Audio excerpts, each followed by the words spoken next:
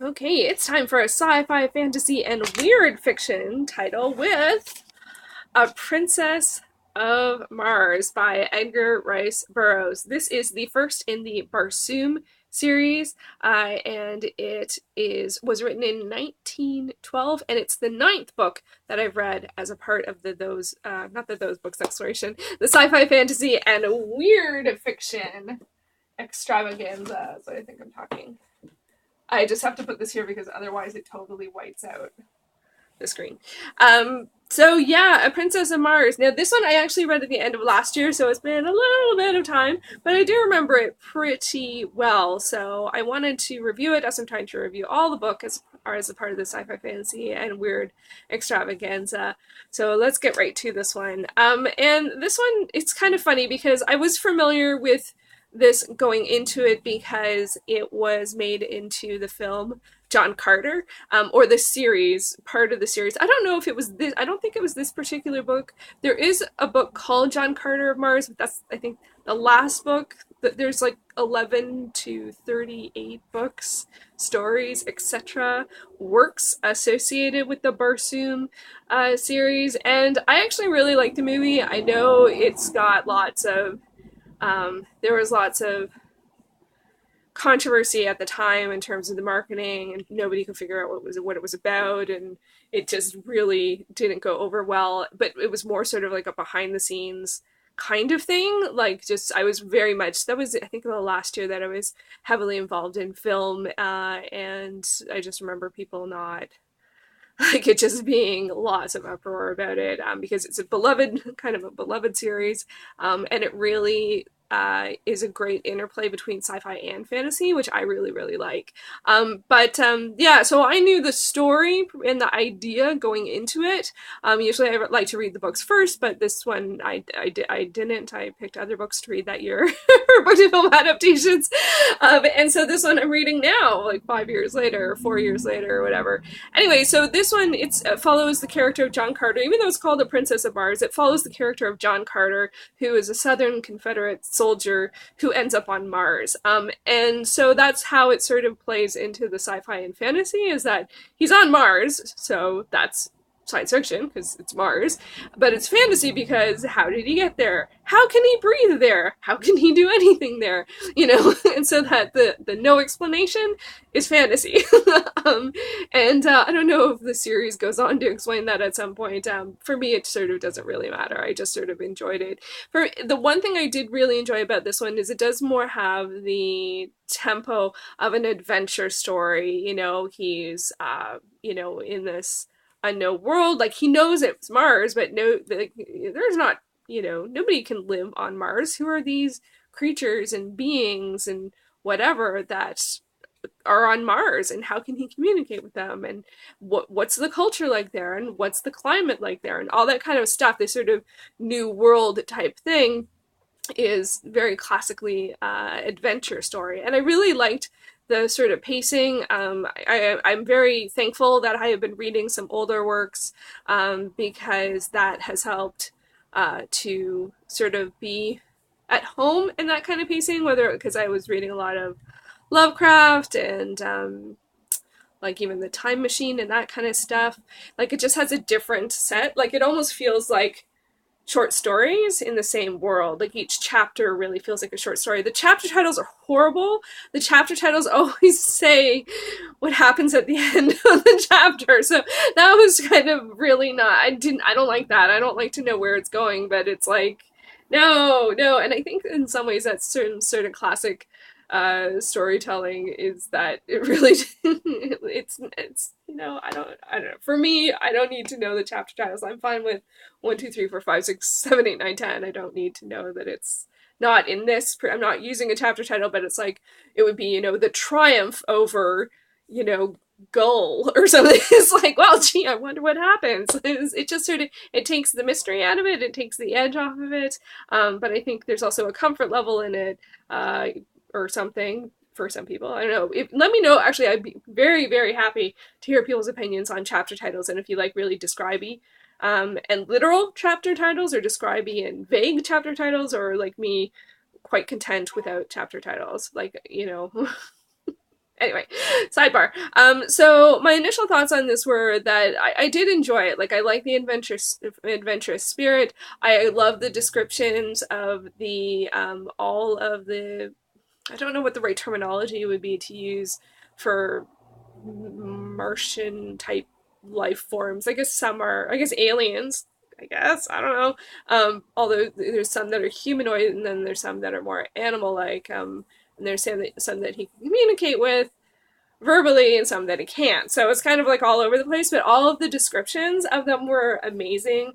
There were some sort of stories within stories that I really enjoyed, both that he heard and also that he told, because he's in a completely different culture. He doesn't know what to do, how to handle things, how things work, what the history is, any of that kind of stuff. So there is a lot of storytelling and sharing, which I did like. Some of the things I didn't like about it is that I really was going into it anticipating that the female character, the princess of Mars, was a really strong, iconic female character. And part of that is from seeing the film and also from talking to some people who have read the book and feel like that. But I feel like, maybe she turns into that, and not that she is some weakling in here. But to be honest, most of the time she really is the princess that needs to be saved. Not saying that she couldn't end up saving herself, but he really feels the need to go and save her. Part of that is pretty much probably from the fact that it was written in 1812. I think Her Land was written around the same time, so so it wasn't the only story out there. But yeah, so that for me, it was a disappointing. If I didn't know that, if I didn't think that she was a strong female character, then it would be like, yeah, just on par for the course for stories of this time. But thinking that, I was disappointed because, although I liked her character, mostly it was, dire, oh, you know, stuff and being captured or recaptured or the prize or whatever, or the bartering tool, or she was willing to, okay, that would get into spoilers, but I won't go into that. But yeah, so that was disappointing. That was disappointing. In terms of the series, I don't know if I'll continue it. There's lots of other books that I'm interested in. One of the great things about it is it is public domain, so you can get it for free. I will leave a link to Amazon below if you'd like to check it out. So I might start it back up at some point, but I think at this point I'll probably go and try something else. One of the things that I'm particularly looking at with the sci-fi, fantasy, and weird titles is whether or not I believe that they're the genre that they say they are. And for this one, I classified it as weird, and I do think it's weird because it combines science fiction and fantasy elements, because we have, because he's on Mars, science fiction. How did he get there? No explanation, taken as a given, fantasy. So it puts those together. And I think it puts those together in a great way. Like, I loved it. I didn't feel like it needed to be one genre or the other. I felt like, like when he's on Earth, that made sense, and when he's on Mars, the everything that was going on there made sense. I do have a couple things that I want to mention for the spoiler zone, but before that, I usually mention what I'm reading next. What am I reading next? I'm reading a bunch of things next. I'm trying to cycle through fantasy, science fiction, weird, like alternate. And so the next fantasy I'm reading is The Summer Tree. I've already read it, so that's a reread. And then I'm hoping to get to Ready Player One for sci-fi. But for weird, I don't have another title. So if you have a title that you would classify as weird, which can be new weird or a mashup of genres, feel free to let me know, because I'm looking for what to read next for weird. So now onto the spoiler zone, where I'm going to talk specifics about the actual book. Now I'm like, what was the specifics that I wanted to talk about? What was it? Oh, yeah, well, basically it's really sort of the technique, the writing technique of how he got to where he is, which is just, you actually literally don't know. Like, I can't remember if he goes to sleep in a cave, falls asleep in a cave, dies in a cave, is hit in the head in a cave. The cave I'm clear on. But what happened, I don't know. Like, it's like he falls asleep and he wakes up on Mars, and then at some point, like right near the ending, I can't remember what was going to happen. There's something really exciting going to happen, and then he ends up waking up on Earth. And so for me, I really don't like that as a narrative device, to be that you don't know why he goes from one to the other. I don't know if later on in the series if there is an explanation, or if it literally just is, it can be taken for dreams or daydreams or whatever. I'm sure there's something anchoring, like that there's a tangible reality, tangible something that indicates, yes, he was actually there. In terms of storytelling, I love that because it gives that sort of like magical realism, like kind of element to it. And I love that actually in the writing of the story, he talks about how he writes this and he leaves it for his ancestors to find, or maybe not as far as ancestors, but his family to find. But he didn't tell the story while he was alive because he knew that nobody would believe him and that he'd be taken to a mental institution or some such. So I really liked that. I thought that that was really clever, and it shows a strong sense of self-awareness and social awareness and patience and discipline in his character, that he was disciplined enough to go through life without revealing this huge big secret. So there is that, and there was one other spoilery thing. What else is a spoilery thing? Oh, okay, like I gotta mention, like, so human guy goes on Mars. He can do some things that Martians can't do because he's used to a different gravity, so he can leap tall buildings, so he's Superman basically. But but I think it's kind of just not super believable that, like, even though he doesn't know the culture and he doesn't know what they do, he can just survive any situation, and not only survive, but be the best fighter, jumper, Romeo, caretaker. He can revolutionize everyone by how they think and changing how they think and just do all these things. It's like a real Renaissance man here, but we can just do everything. So I get it. He's the hero. We're supposed to, root for him and cheer for him and feel like that he's doing. I don't know.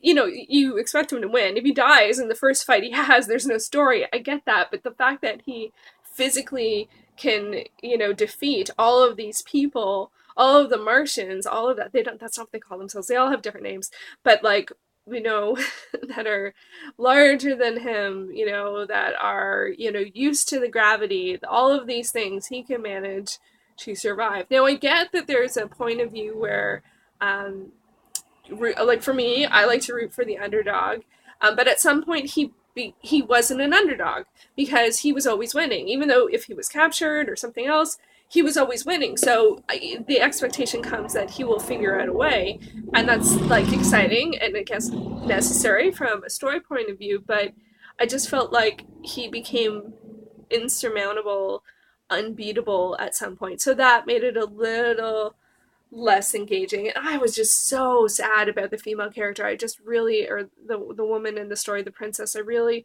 wanted to love her, but she just, like, I think at one point she's like, well, I'll have to marry the enemies, my enemies, prince, because I have to rectify the situation. Being caught prisoner?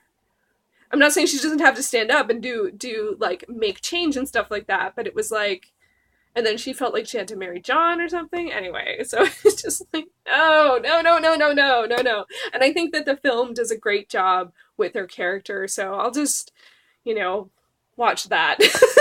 So anyway, if you have read more of the series or all of the series, let me know how you feel about it in terms of over time. Is it... do you think it's worth getting back into? As I said, I probably will take some time, but it's definitely, I thought it was a really great adventure story here, and I could read it pretty quickly. It was nice to just sort of read a chapter and it felt like a story. And oh my god, the story that the Martian woman tells him about, like, falling in love with the wrong guy kind of thing, that was worth the whole book. That was worth the whole book. That felt like its own separate piece, and it was really nice to get that storytelling within the story. I was just enamored at that point. I just thought it was so captivating, and it really pieced together several parts of the books and really explained the culture of the Martians. They're not called Martians, I can't remember what they're called because it's all different people.